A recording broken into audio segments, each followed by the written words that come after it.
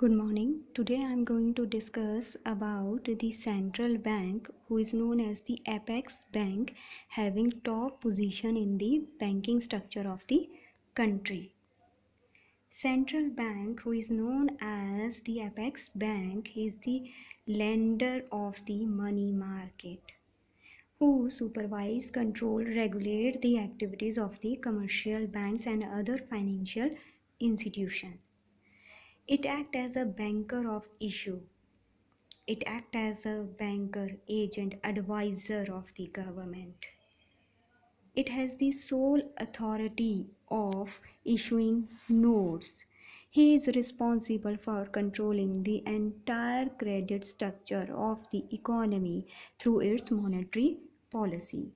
For example, in case of India, Reserve Bank of India is known as the central bank, which was established under Reserve Bank of India Act 1934, who commenced its operation on 1st April 1935 and was nationalized on 1st Jan 1949.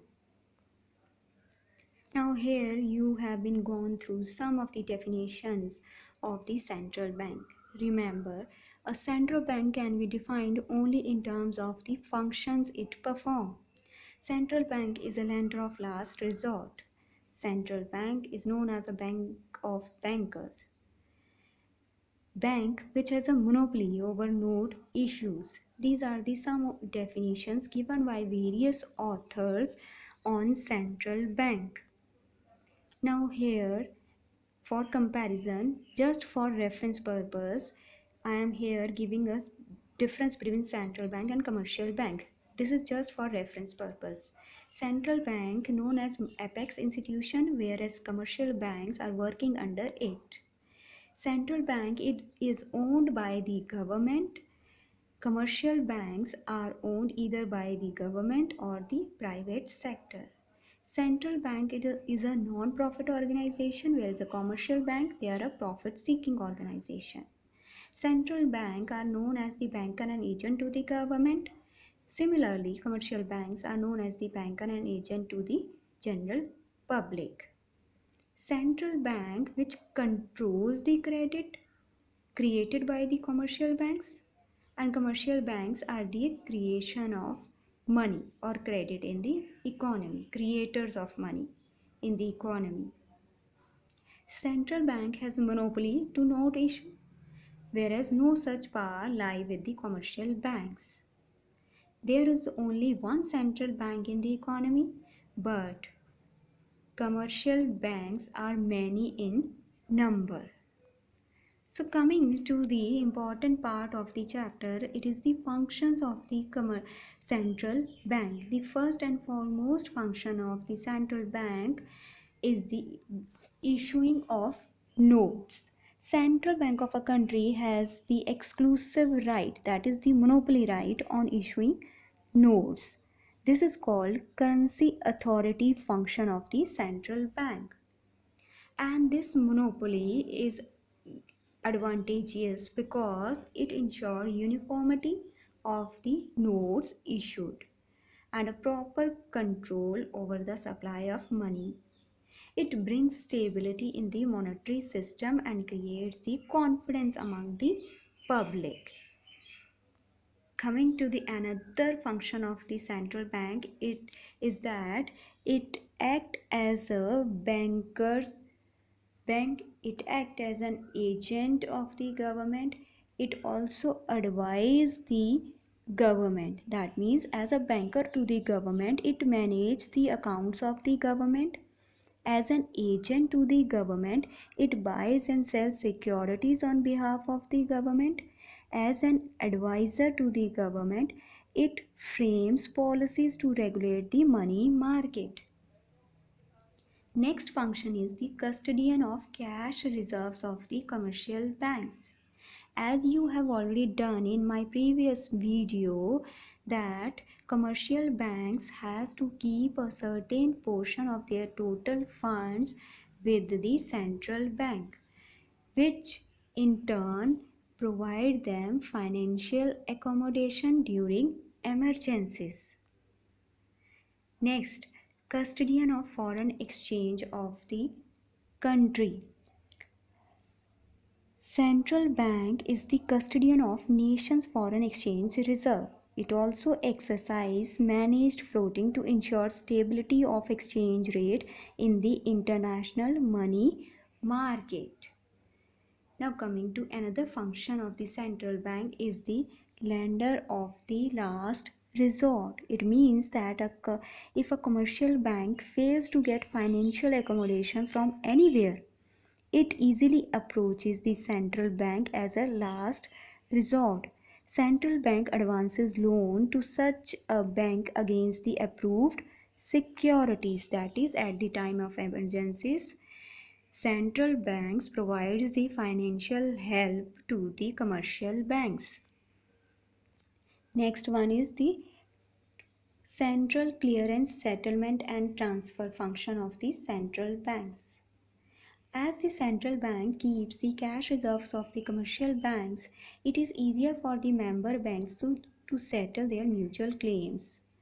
Right? These are the clearing house operations of the RBI or the central bank, wherein checks are cleared, claims are settled and funds are easily transferred in the books of the member banks. Another important function, which is one of the most important function of the central bank, is the controller of credit. Central bank controls the level of credit in the economy by either expanding or contracting the bank deposits. Remember that it is the principal function of the central bank to control the supply of credit in the economy, right? And this function is exercised by the central bank through its monetary policy, which we are going to discuss in the later part of this video. Coming to the methods of credit control, there are two methods of credit control. One is quantitative control, another is selective or qualitative control. I'll repeat, one is quantitative, another one is qualitative or selective credit control methods. Both methods are undertaken under monetary policy. Here you can see the difference between the quantitative and qualitative. Quantitative, it controls the total volume or quantity of money, whereas qualitative refers to the use or the purpose, which controls the purpose or use of credit, right? Quantitative controls credit indirectly, whereas qualitative controls credit directly. It is known as general credit control, whereas qualitative is known as selective credit control method. Monetary policy is the program of action under which a central bank tries to regulate and control and supervise the supply of money. And this monetary policy includes qualitative and quantitative measures. Now, the first quantitative measure is the bank rate. It refers to the rate of interest at which the central banks lend money to the commercial banks. It relates to the loan requirement of the commercial banks. So here I am going to discuss what happens during inflation and deflation situation, how central bank increase or decrease the bank rate and thereby control the money supply in the economy. During inflation, rise in bank rate discourage the commercial banks to borrow, right? If, let us suppose, the present bank rate is 10%, but during inflation, when there is rise in price, when there is more money supply in the economy, in order to control that money supply, suppose that bank rate has been changed from 10% to 30%. So this will discourage the borrowing capacity of the commercial banks from the central bank, which in turn leads to reduce the lending capacity of the commercial banks, because they are not able to borrow more from central bank, and in return they are not able to lend more to the borrowers, right? So this way the demand for loans fall. During deflation, when there is a shortage of money supply in the economy, in order to increase the money supply, what central bank do? It will reduce the bank rate. Again, take an example. Presently, if bank rate is 30%, then during deflation, that rate has been reduced by the central bank to 10%. This will increase the borrowing capacity of the commercial banks, which in turn increase their lending capacity. That means the demand for loan increases. So, how changing the bank rate, a central bank control the supply of money during inflation and deflation.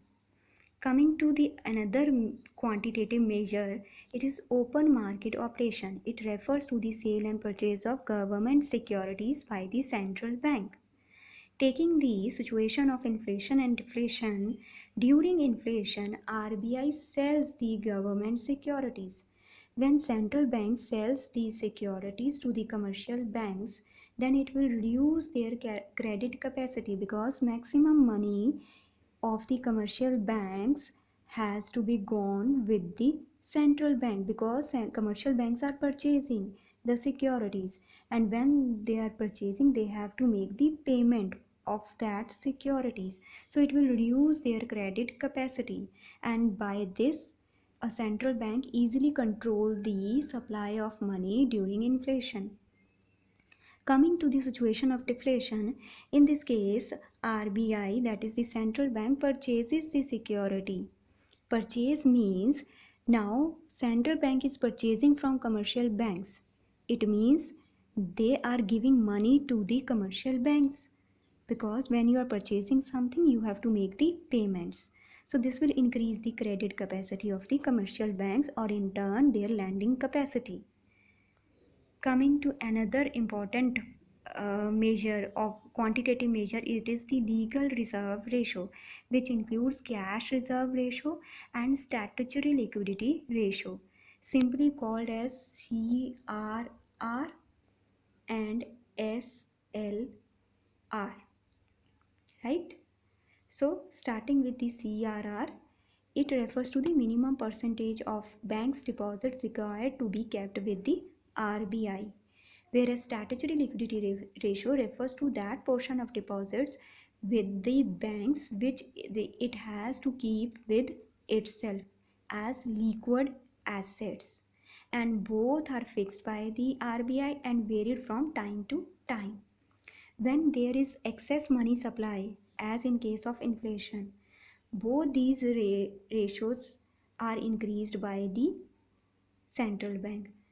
Again, taking an example, suppose if presently 10% rate is fixed as CRR, but there is excess supply of money in the economy, then that rate CRR rate has been increased from 10 to 30%. So this will reduce the lending capacity of the commercial banks. In case of deflation, the central bank reduces both these ratios. So, in turn, it will increase the lending capacity of the commercial banks, right? Another important measures are liquidity adjustment ratios. It includes repo rate and reverse repo rate. Repo rate, the rate at which the central bank lends money to the commercial banks in the event of any shortfall of funds, right? Whenever there is shortage of funds, right, at that time repo rate comes out. It is the rate at which the central bank offers short period loans to the commercial banks by purchasing the government securities in the open market, right? Whereas the reverse repo rate is the rate at which the central bank accept the deposits from the commercial banks, or we can say that the rate at which the central bank of a country borrows money from the commercial banks. During inflation, rise in repo rate and reverse repo rate discourage the commercial bank to borrow more from the central bank. Again, it will reduce the demand of loan. During deflation, reduce in repo rate and reverse repo rate encourage the commercial banks to borrow more, and in turn it leads to increase the demand for loan. So this is how the central bank, by changing the repo rate and reverse repo rate, control the money supply during inflation and deflation. Now coming to the another part of the monetary policy, it is the selective credit control measures or qualitative control measures. Quantitative measures affect indiscriminately to all sections of the economy. But there are some group of borrowers who are engaged in important spheres of economic activities. Hence, central banks have been adopting the tool of selective credit control or qualitative control, which are used to increase or decrease the money supply to select sectors of the economy. So here I am going to start with the first selective credit control measure. It is the margin requirement. Margin requirement refers to the difference between the current value of the security offered for loan and the value of the loan granted. That means, let's take an example. A person mortgage his house worth rupees 1 crore with the bank for a loan of rupees 80 lakh. The margin requirement in this case would be rupees 20 lakh. That means the margin requirement in the whole case 20 lakh means the person is not getting the loan of 80 lakh properly. Banks do not lend the entire amount of the project cost, right? Now taking the case of inflation or deflation, during inflation rise in margin requirements, let us take from 30 to 40%, the borrower will get less credit against the approved security. And during the deflation, by reducing the margin requirement from 30 to 10%, will increase the borrowing capacity against the approved security. Another method is the rationing of credit. It is a method of controlling and regulating the purpose for which the credit is granted by the commercial bank. Rationing of credit means fixation of credit quotas for different business activities. During inflation, central bank decreases the quota for a particular sector because during inflation there is excess supply of money in the economy.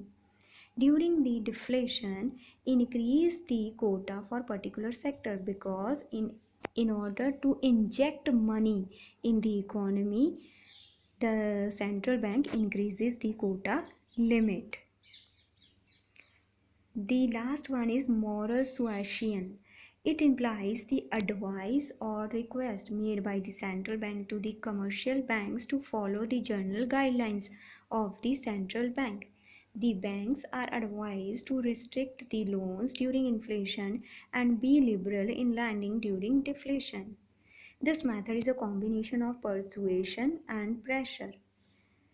RBI tried to persuade the commercial banks to follow its directive, but if it doesn't work, then it uses the required pressure on the commercial banks. So here are some of the quantitative and qualitative measures which are used by the central bank to regulate the supply of money in the economy. And these measures are termed as monetary policy.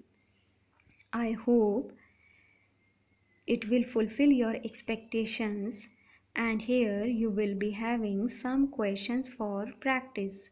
Here you will be seeing some short questions and long questions which are very important and must go through this video and try to do these questions. Thank you.